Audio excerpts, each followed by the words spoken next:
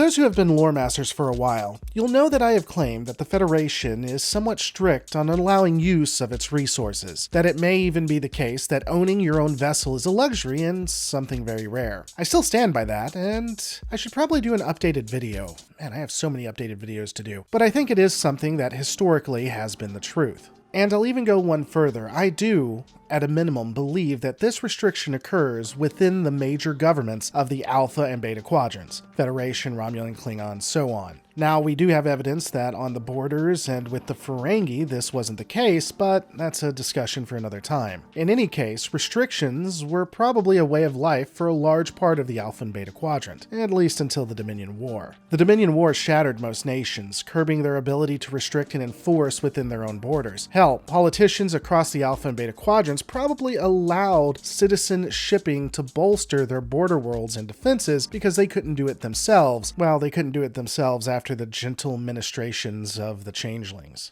To that end, I could see Federation planets that had been hit hard by the Dominion War lobbying to allow more citizen access, to have more civilian vessels. It also makes a lot of sense that the Federation would succumb to forming or adopting an economy after the war and embrace some form of capitalism. Don't worry, again, more videos are coming. I bring all of this up because it does lead into what I originally want to discuss, specifically breaking down the Kaplan F-17 speed freighter. The reason for the economic spill is because, well, this speed freighter appears designed to accommodate such an economy. And additionally, we see that in Star Trek Picard, the use of the vessel is paid and bought for by one former Admiral Picard. Both the culture and the vessels were changed by the Dominion War into something that, depending on how you look at it, could be dystopian. The design of the Kaplan F-17 speed freighter is rather interesting. For something that is classified as a freighter, the bulk of the body is centralized, which leads out to the bridge, I guess, that has windows that allows you to see out. There are two elongated sleds on either side of the main body that move past the bridge and seem to serve multiple functions. One of them probably includes the moving of cargo in space specifically, though this would block how anyone could see out. The vessel has at least 6 engines that allows it to move forward, though I'm still on the fence if this is impulse or another form of propulsion. It also has warp drive. The ship would have 2 decks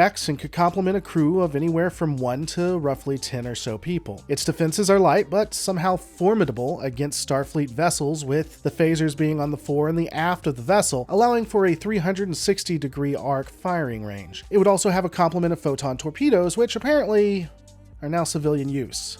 So there's that. Beyond this, we have amazingly very little information on the speedy freighter. Even though its name would make you think it's rather quick, the vessel isn't faster than a 23rd century bird of prey. It would be more maneuverable though, and apparently again, can still outwit 24th and 25th century Starfleet vessels.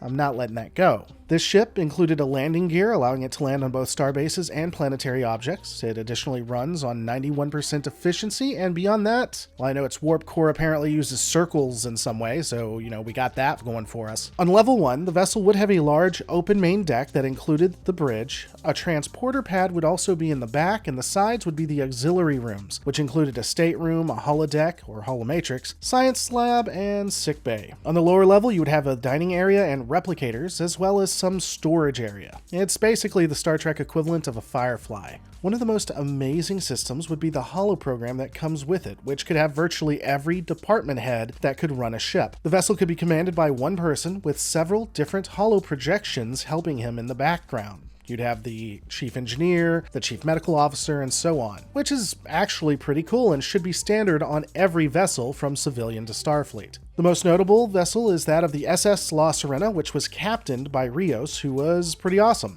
Stay mad, Disco era haters. In the end, the Kaplan F-17 speed freighter, that is slower than a 23rd century vessel, is interesting but way different from most Starfleet equivalents. It's different from most Terran designs, if we're honest.